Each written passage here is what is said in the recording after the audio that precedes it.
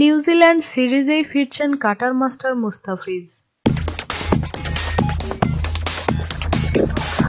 দলে তার অভাব হাড়ে হাড়ে টের পাচ্ছে বাংলাদেশ, কিন্তু ভাগ্য খারাপ। আন্তর্জাতিক ক্রিকেট থেকে শুরু করে আইপিএল, ইংলিশ কাউন্টি মাতিয়ে কাটার মাস্টার মুস্তাফিজ এখন ইনজুরি আক্রান্ত হয়ে দলের বাইরে।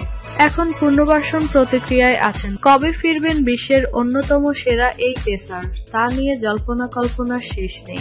গত জুলাইয়ে ইংলিশ কাউন্টি খেলতে তিনি ইনজুরিতে পড়েন। 11ই আগস্ট লন্ডনের ক্রমওয়েল হাসপাতালে অস্ত্রোপচারের পর এখন বিশ্রাম আর পুনর্বাসন প্রক্রিয়ার মধ্যে দিয়ে যেতে হচ্ছে এই তরুণ সেনসেশনকে।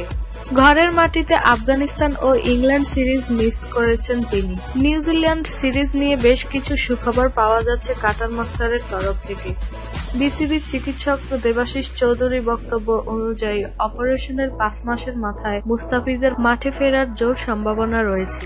এই সম্ভাবনা শেষ পর্যন্ত বাস্তবে পরিণত হলে আগামী নিউজিল্যান্ড সিরিজেই দেখা যাবে কাটারের ঝলক। জানা গেছে, খুব সতর্কভাবে হালকা ব্যায়াম আর পুনর্বাসন প্রক্রিয়ার মধ্যে দিয়ে কাটছে মুস্তাফিজের সময়। এমনকি আগামী 4 নভেম্বর থেকে শুরু হতে যাওয়া বিপিএল-এ মুস্তাফিজের না খেলার সম্ভাবনা বেশি। তাকে নিয়ে বেশি টানা হেঁচড়া থাকলেও তিনি বিপিএল-এ খেলবেন না বলে জানা গেছে।